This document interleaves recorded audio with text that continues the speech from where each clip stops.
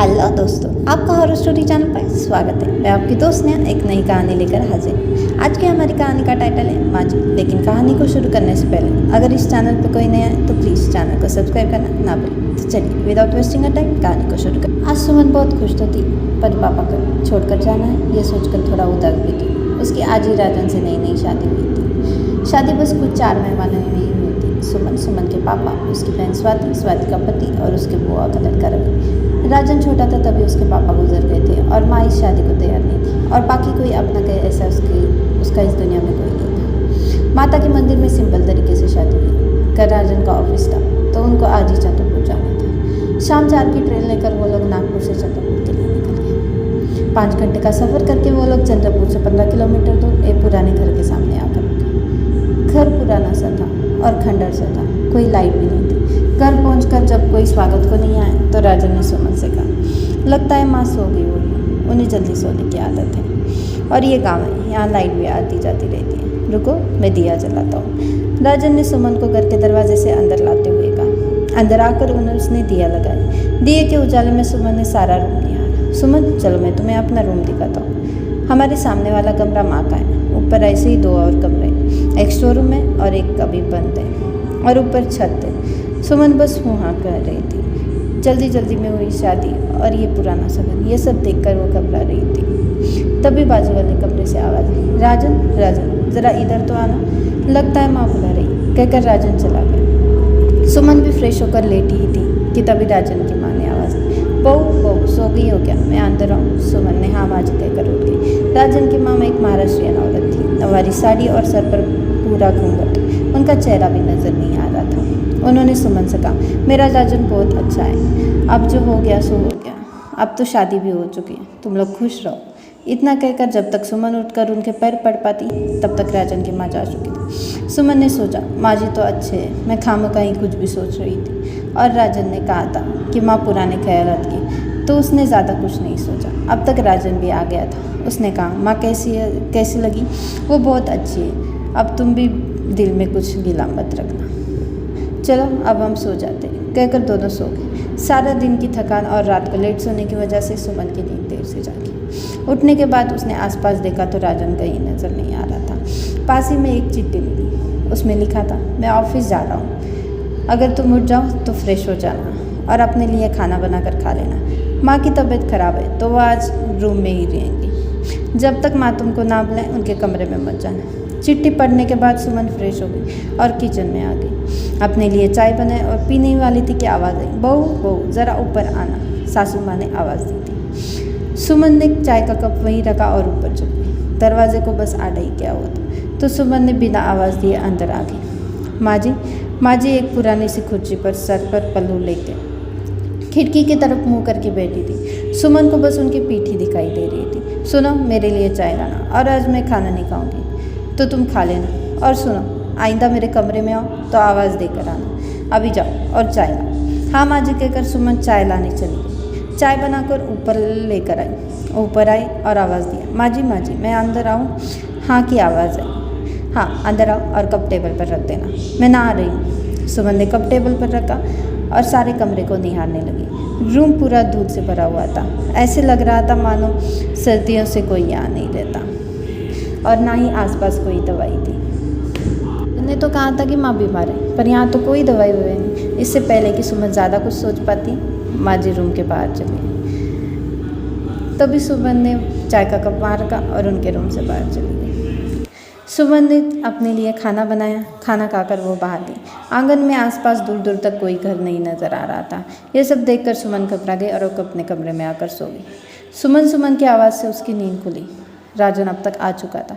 शाम के 7 बजे और तुम अभी तक सो रही हो, चलो फ्रेश हो जाओ और खाना बना दो, मैं माँ से मिलकर आता हूँ, कहकर राजन चला गया। सुमन भी उठकर अब फ्रेश होकर किचन में चली गई। वह खाना बनाने लगी तभी उसे ऐसा लगा जैसे उसके पीछे कोई उसे देख रहा है। एक सफ़ेद साड़ी पहनी हुई औरत मुंह पर पल्लो लिए और सारे बाल उसके मुंह पे थे। उसकी औरत की आंखें चमक रही थी। इससे पहले कि सुमन चीख पाती या कुछ बोल पाती राजन वहाँ आ गया।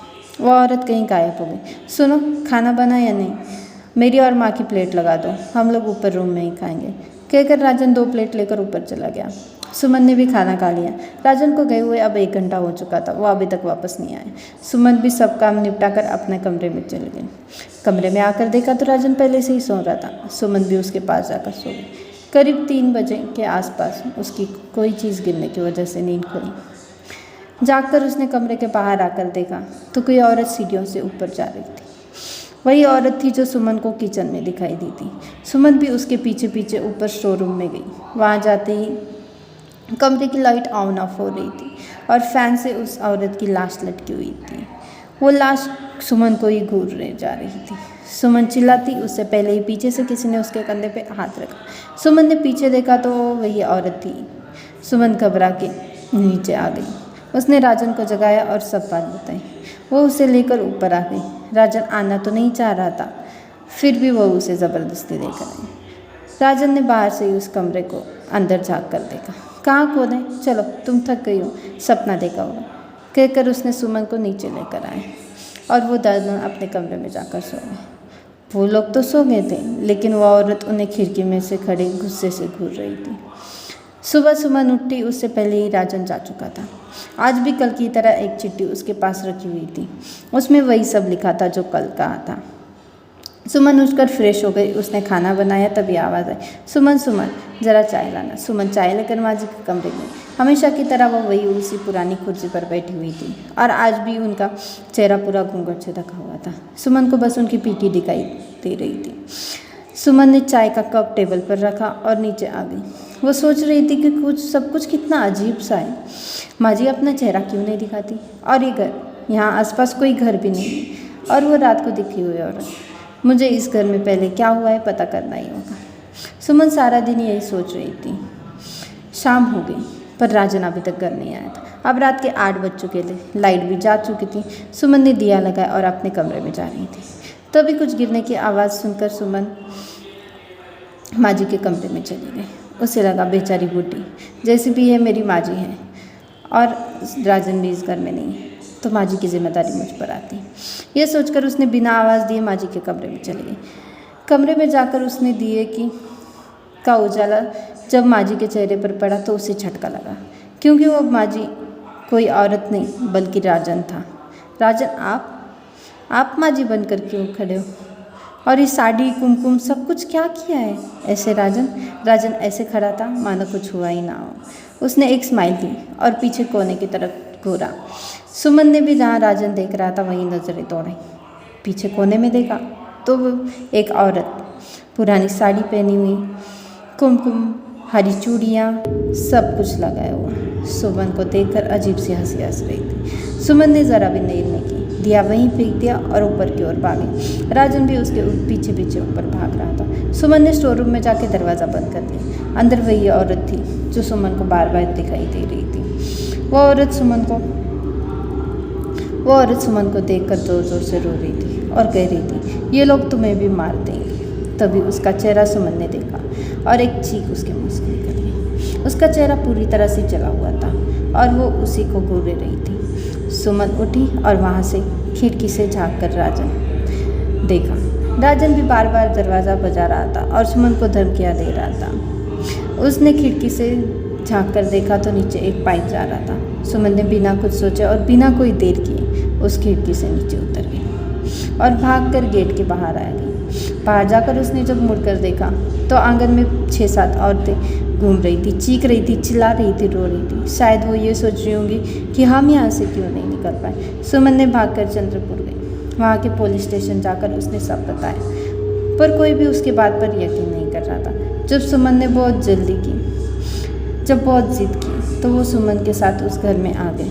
वहाँ कहीं कोई नज़र नहीं आ रहा था। जब वो लोग ऊपर के स्टोर रूम में गए तो वहाँ राजन की लाश थी, फैन से लटकी हुई थी और दीवार पे लिखा था, मेरा बदला पूरा हुआ। सुमन समझ गई कि ये सब किसने किया है। पुलिस ने भी छानबीन की तो पता चला कि राजन की वो पहली पत्नी थी जिसकी लाश फैन से लटकी हुई थी और वहाँ कई और हड्डियाँ मिली। और छानबीन में यह भी पता चला कि जब राजन की पहली पत्नी को राजन और उसकी माँ ने जलाकर मारने की कोशिश की थी और उसी कोशिश के बीच राजन की माँ की भी मौत हो गई थी। राजन की माँ की मौत का झटका राजन को लग गया था और इसी बीच वो पागल हो गया। वो अलग अलग लड़कियों से शादी कर लाता और उनकी बलि देता। उसे लगता कि अगर अलग अलग औरतों की बलि दूँ तो मेरी माँ जिंदा हो सकती है। सुमन खुशनसीब थी जो इन सब के बाद भी वो बच चुकी थी। पुलिस ने सब छानबीन की और सुमन को लेकर जा रही थी। सुमन ने आखिरी बार उस मेहर के ऊपर नजर डाली तो राजन और उसकी माँ खिड़की से खड़े सुमन को घूर रही थी। तो दोस्तों, आज की कहानी में इतना ही। आपको हमारी ये कहानी कैसी लगी कमेंट में ज़रूर बताइए। तो मिलते हैं आपको अगली कहानी में, तब तक के लिए बाय।